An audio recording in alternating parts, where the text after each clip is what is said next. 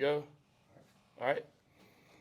I'm going to tell you guys exactly what I told the team in there. I said, number one, right, you put a lot of work in to win football games, right, and to enjoy winning a football game. Right? And we're not going to have that, down faces, whatever, anytime we win a football game. Right? That was the first thing. And then I said, but there's a reason why everybody feels the way they do right now, right, because we left a lot on the table. And we played a first quarter, I think, that showed our capabilities to play as well as we could play, and play as well as anybody or with anybody. And then second quarter, and what I told the team was, then you showed the type of play that anybody can play. Anybody can do that. All right, three straight 3-and-outs in that. Now, I'm going to be positive here and say the positive that comes out of it is we had a chance to see Marshall get some punts in. All right, so that was a very positive thing to see, his leg and his accuracy and the ability to play field position with him. So I was very pleased with him in the way he punted the ball to flip the field back. But all in all, we've got things we got to clean up there. We can't have those stall outs. We can't have those ebbs and flows in the game. Anybody can see that and know that.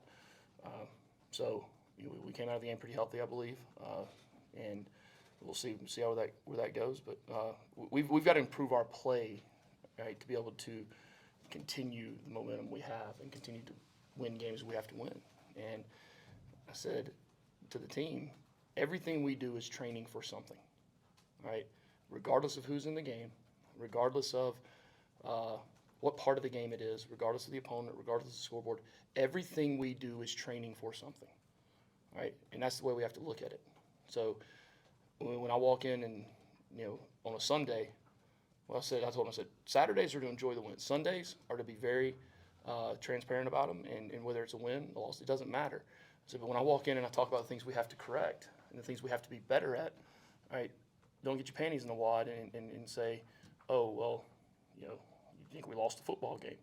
I don't look at it like that. I look at it as it's either right or it's wrong, and we have to continue to improve. And you're going to have games like this.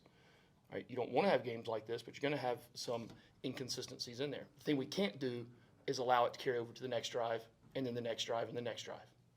All right? And but I'm happy for the guys. Right? We were able to get a good win and didn't play that.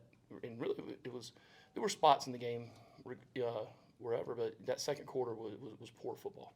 Right? It was poor football on our part, and we got to be better than that. So, but again, happy with the win. Very happy with the win.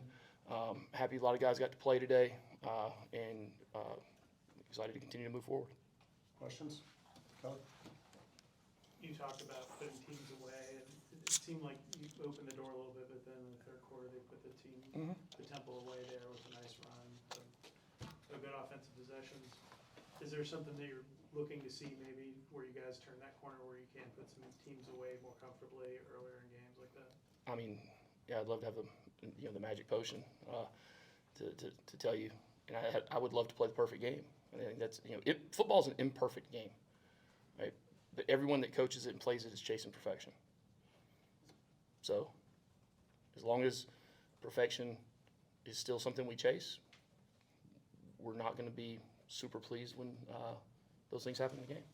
But and kids have to understand. I think they do. I think that was a good point for them to be able to see that. Chad? Jamal's been relatively bottled up these first 3 weeks.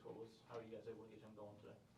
Well, we came into the game knowing we wanted to attack the perimeter early on. They did a lot of different things in the box, extra guys in the box, but did the various ways they played it.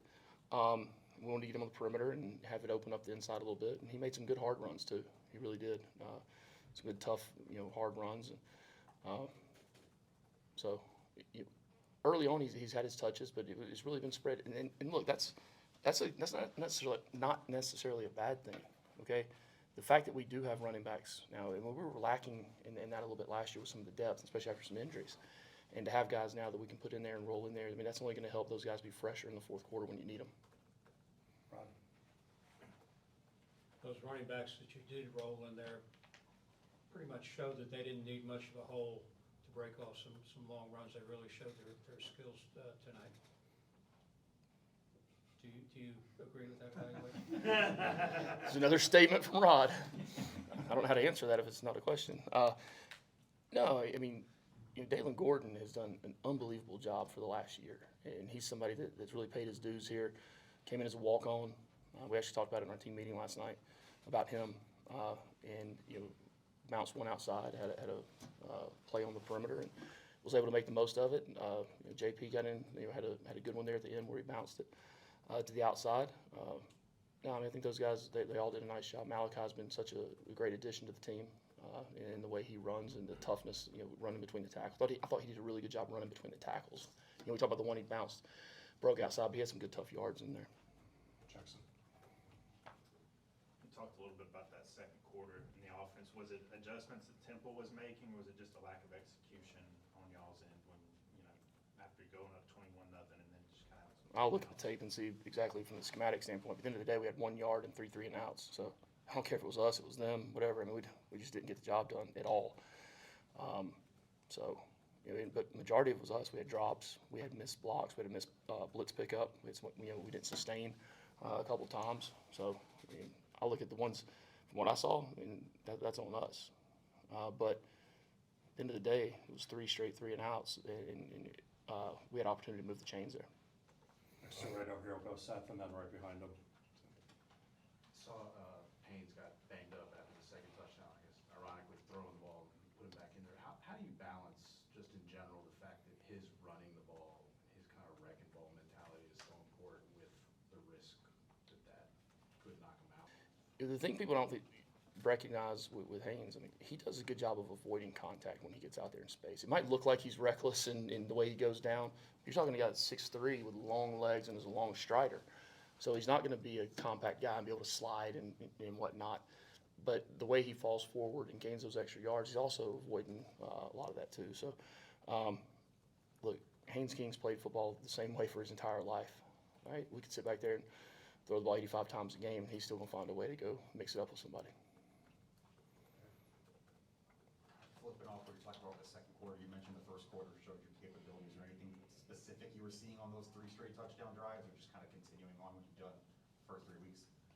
Yeah, I mean, we had our opening game plan script and plays we went through and the way we wanted to attack them early on, and it was successful. I mean, and actually it started at the end of the first quarter. It carried into the second, but it was really the beginning of or the end of the first quarter where it began. So, no, I mean, there was nothing special done there. We just went out and we executed, right? 11 guys did their job, and we got some hard yards in there. Had guys blocking downfield, but also guys made plays too. And there was some blocks missed on the perimeter, and I know Malik's touchdown, and he made somebody miss, and that's what good players do. Go Patrick, and then Ken. Coach, congratulations 4-0. Can you talk to us a little bit about Isaiah Canyon and all he brings to the offense? Yeah, well, he's a big target. He's big, he's strong. He's got good speed, really good hands. He's really starting to come into his own as a receiver.